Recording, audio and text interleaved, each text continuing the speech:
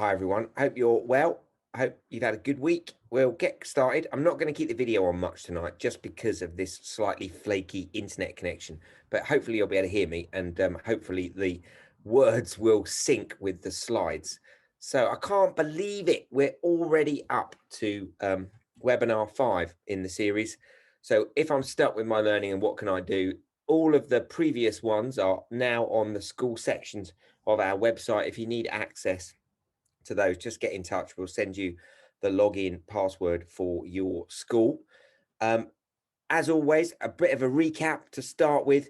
Brains remember 3 sorts of information: dangerous information, interesting information, and repeat information. That's why we always do a brief repeat. And if we don't repeat, our brain will delete. So the idea of this repeat is to help kind of just make sure we're reinforcing some of the things that we've been exploring.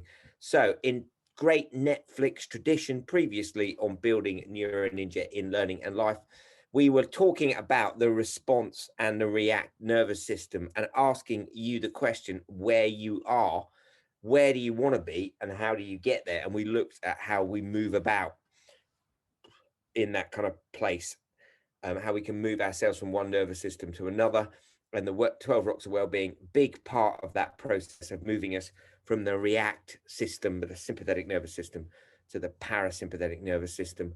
Then we've looked at planning, making sure that we're planning our day, protecting our prefrontal cortex. And it's really important to have a plan every day. If we don't have a plan, our brain is going to do passive and easy. So it's really important to have a good routine, a good plan, but always put a little bit of novelty into the day, because there are bits of our brain that love novelty. We also looked at the idea that the brain is a rowdy parliament that needs to be called to order by our prefrontal cortex. So we need to manage our willpower during the course of the day. And we talked a bit about that.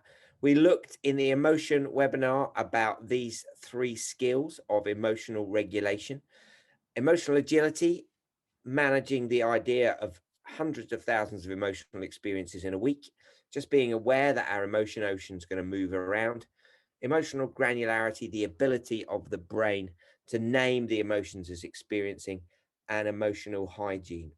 As the internet's behaving itself, I'm going to keep the video on for a bit and we'll see how we go.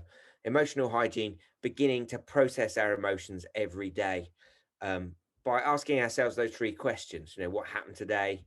How did I feel? What emotions were involved? Checking in with our emotions. It's been a quite bumpy week for me. We upended the entire house and come and moved to this other place. And it took me until the middle of Tuesday to realize why I was such a grumpy so-and-so. It was because everything that I'd relied on being in the right place was no longer in the right place because it all moved around. We need to kind of keep checking in with our emotions every single day to make sure that we're aware that our mood hasn't shifted around and how we can get ourselves back on track. So we need to keep track of where we are in our head and surf those 2 networks we talked about: the prefrontal cortex mindfulness network behind our forehead, and the mind wandering network is where we go when our brain's trying to solve problems. But you can get kind of stuck there in kind of places of rumination. More on that in a second. We talked about the 5 things that we can do to build willpower every day: good sleep, good exercise, mindfulness, a few chores, and then a focused burst of learning or work. All of those things will help our prefrontal cortex deliver have-to motivation, which is the difference between kids and adults. Have-to motivation is effort for the prefrontal cortex. It's got to call the whole brain to order and get us focused. And the key is awareness, and we'll come back to that in later webinars. And we talked about being aware of the brain biases, being aware of our emotions, being aware of the internal dialogue that's happening, being aware of which networks we're in. Are we in the prefrontal cortex or the mind wandering network? Being aware of fatigue and concentration levels, and trying to manage that through the day by, putting a walk in the middle of the day to lift our concentration levels, putting a good conversation with a friend in at the end of the day to help us and them process our emotional experiences. And then this idea that we've got this gorgeous echo chamber of a brain. First order processing is emotion. Second order processing is thinking, checking it through another brain. checking that back through as it comes back. So they're talking about it, our problem, they're giving their opinion. We reprocess it with our thinking. We then check how we feel about that, and then we enact a response. And in the 21st century, the order of processing is probably going to lead us to make better decisions. Last week, we were looking at memory, and we're picking that up this week. Your memory is not rubbish. Your memory is amazing. You just need to use the right memory for the right things. Short-term and long-term memory, very different sorts of memory. We talked about how the hippocampus binds memories together across the brain every night when we go to sleep. And how does the brain determine what's important information? Use, how much we use it determines how much the brain encodes it. So the more we've used that information, the more it gets encoded. And we talked about learning being 3 processes, not 1, understanding it, practicing it, and then recalling it from memory. And we talked about building memories in the head through repeat activation. More on that today. And we talked about forgetting being an active process, and then spacing. And we're going to come back to spacing, the power of spacing our practice out. And then we looked at how could we improve our daily learning progress. And that's going to be the focus of today's conversation as well. But it's about kids and us, if we're learning stuff for our work, doing something in the evening to capture that day's learning. Because today's experiences are best captured today, explored, refined, distilled, because by tomorrow, 70% of today's experience will be forgotten. So we can't just keep pouring the information through our brains. We've actually got to do something actively. And the schools that we're working with are focusing some of their effort on getting children to do particular things in the evening to help them remember stuff. And that's a lot of the conversation I have with young people every week, getting them to remember stuff in the evening through a structured approach, which we'll come to in a couple of webinars time. So if I'm stuck with my learning, what can I do is today's session. And this is all focused around these leaps of learning, which are like the rocks, but for learning. So this is all cognitive science and how the brain learns. And the first thing I want to talk about is this really important idea, which we touched on last week, that know you can grow. And this means being aware of brain biases. We need to make sure that we get our attitude ducks in a row. You can learn anything. You can't learn to fly, like physically, but you can learn anything. You can learn maths, you can learn English, you can learn dance, you can improve and develop any skill by repetition and constantly practicing it in deliberate practice slots. But you've got to choose to. And there are some things that you will find easier and some things that you'll find hard. The stuff you find easier, you do more, and therefore you practice it more. So we need to be really clear with ourselves and our kids. You know, when kids say, I can't do math, I really can't do it, what they mean is they really, really don't like doing it. And that's fair enough. For some of us, maths, and I would include myself in that, maths is really tricky, but we can improve if we practice it. And there's loads of resources available to help us do that. And we'll talk a bit more about that later. So we need to get our attitude ducks in a row. You can learn anything. First opportunity for the internet to fail me. Let's have a look at this video. Fingers crossed. Will it work? If it doesn't, I'll send you the link. We'll give it a few more seconds. Come on, you can do this.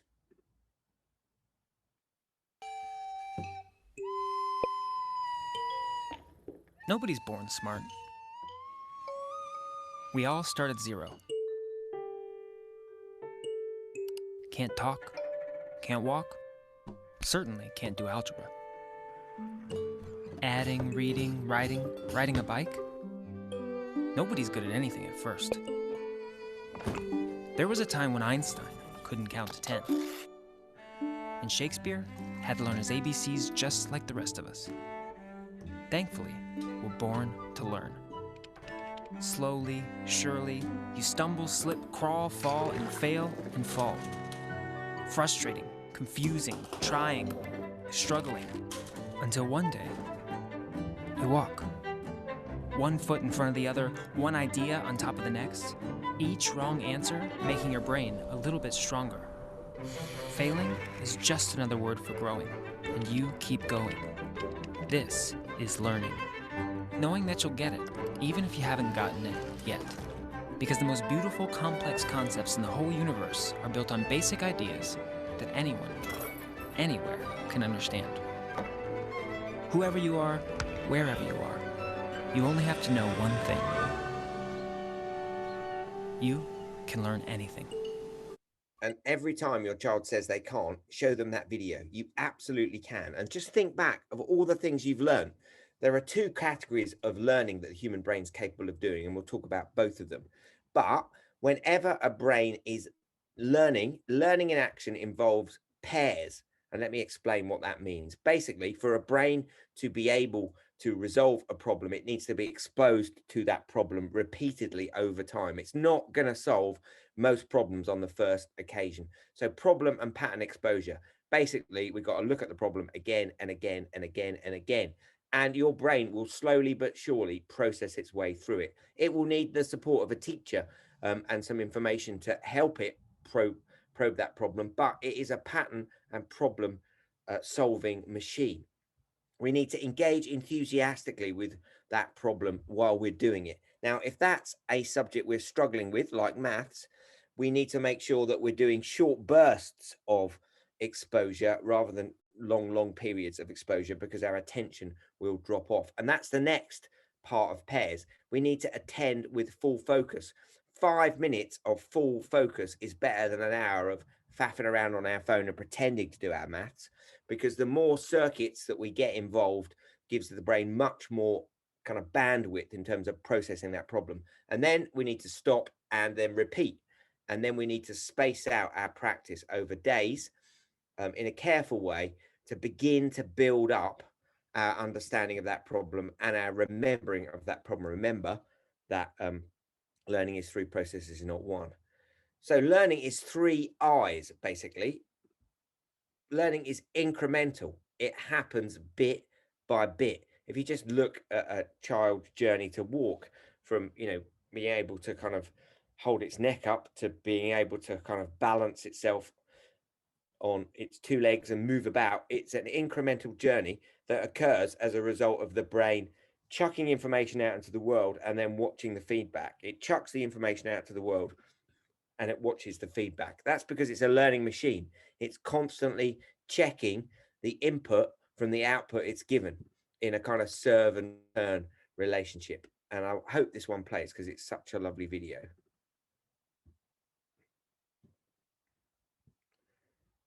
Okay. They need to work on that, right? Yes. Okay. Did you understand it though? No. Okay. All right. Huh? Oh, no, not this one. This is the grand finale of this. Yeah, that's the last one. That's what I was wondering. I don't know what they're gonna do next season because they did some stuff this time. Exactly what I was thinking. Oh yeah. Right. Don't bring that again. You know what I'm saying? Don't do the same stuff. You know what I'm saying? Yeah, I was thinking that. Yeah. Like go somewhere else with that, but don't bring it here. You know what I'm saying? Yeah.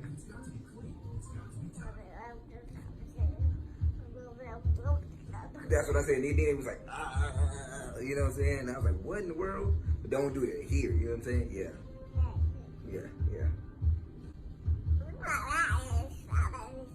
Really? I thought the same thing. We think a lot alike, huh? Fantastic example. I'm just going to increase the volume on my computer a bit. I'm sorry about that.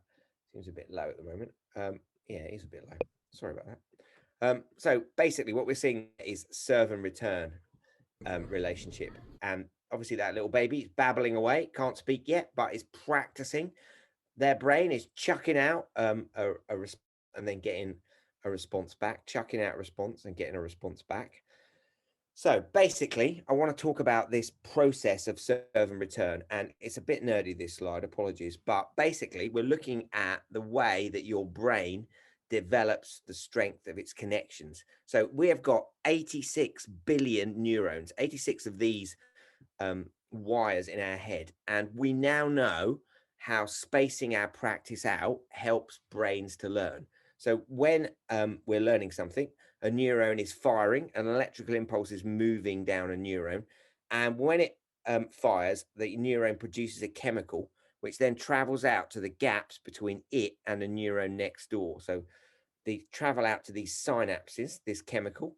And once that chemical gets to the synapse, the next time that neuron fires, it strengthens that connection. And it strengthens that connection. And then what happens is every time that neuron fires, those synapses are strengthened, and then that causes the neuron to build a thicker and thicker insulation, which means the information goes faster and faster. So when we're learning something initially for the first time, it's difficult.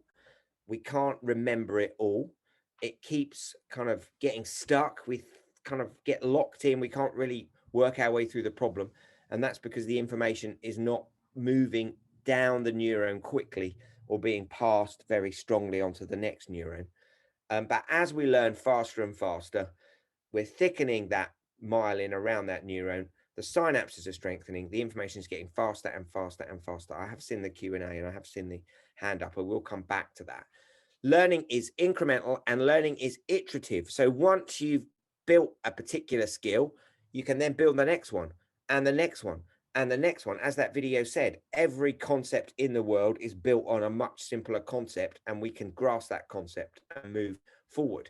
And then what our brain does amazingly is any information that's in it, it constantly reprocesses that information, looking for connections between it. So once the information's in our brain, the brain constantly dusts off that information, makes connections between the knowledge, builds in short circuits across that information, adding new ideas alongside that information. So in order to develop our creativity, we need to have knowledge in our brains already, so the brain can look for connections between ideas. And one of the times it looks for connections between ideas is when we're mind wandering. When we're mind wandering, the brain is partly looking for connections between ideas. When we're dreaming, our brain is looking for connections between ideas.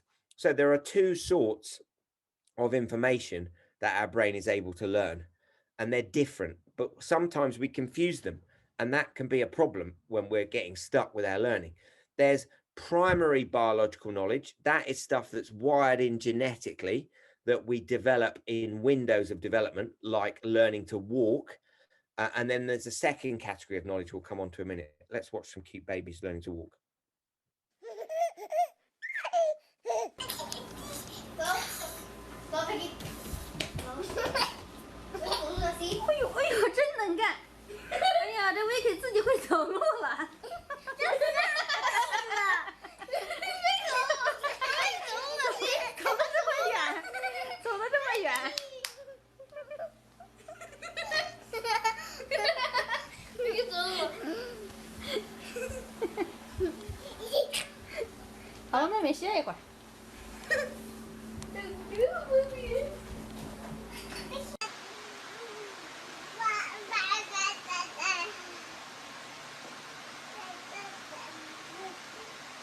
So that chap is really interesting. Not only is he learning to walk, but he's also babbling at the same time.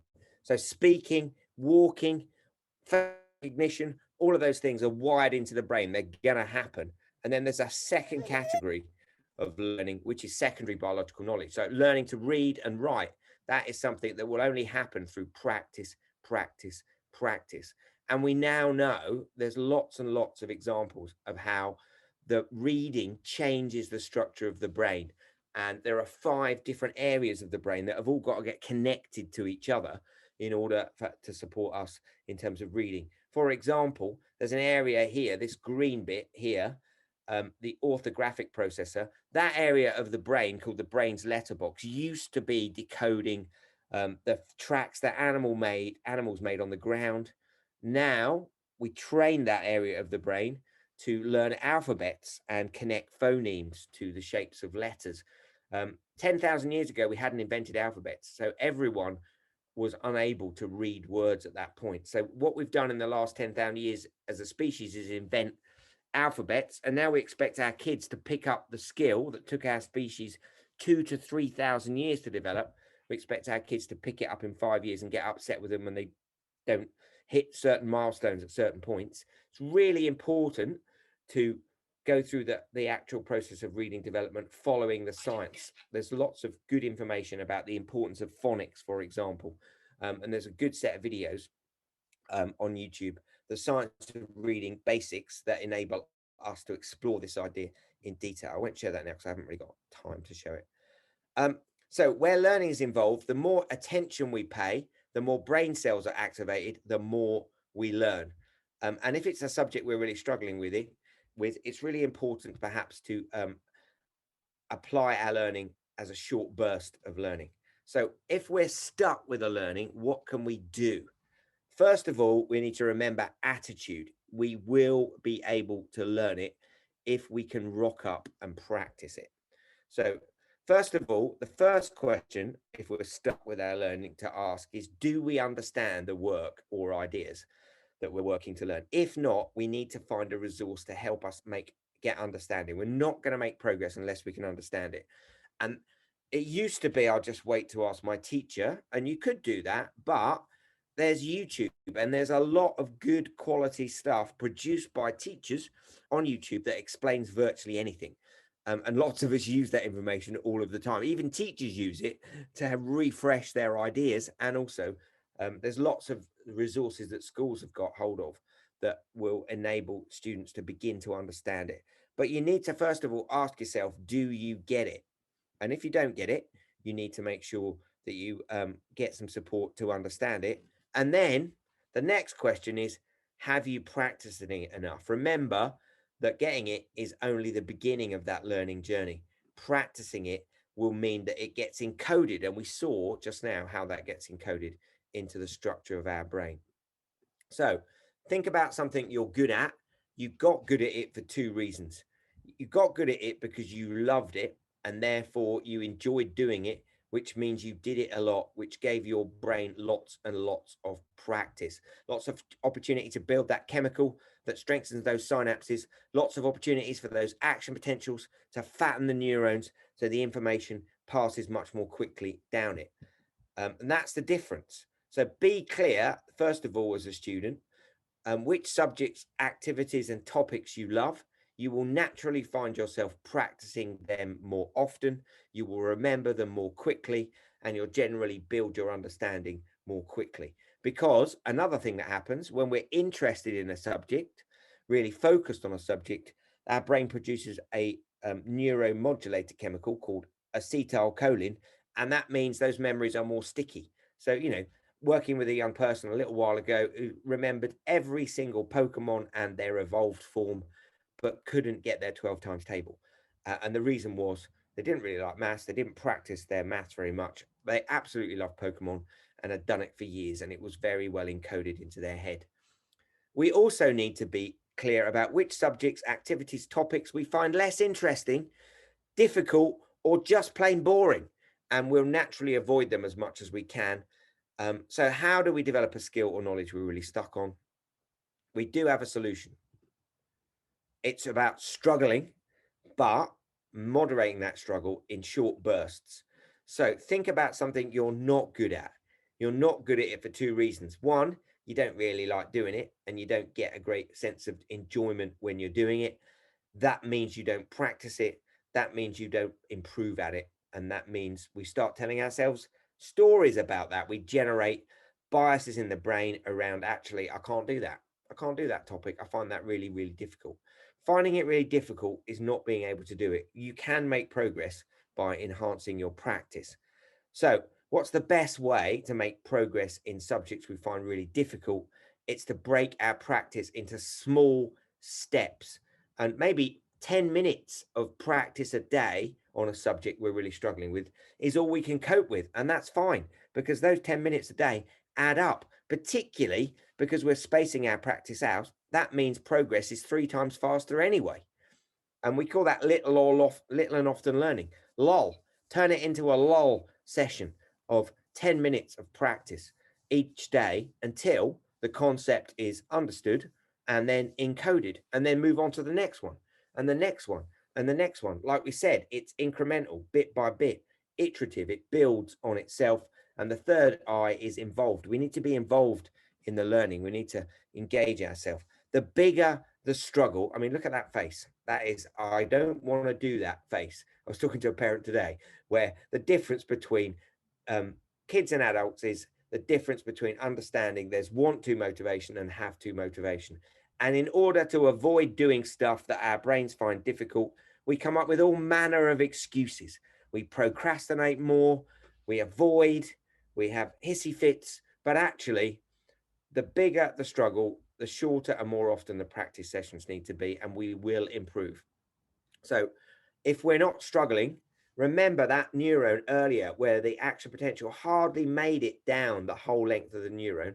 That is learning in action. That's when we're learning something for the first time.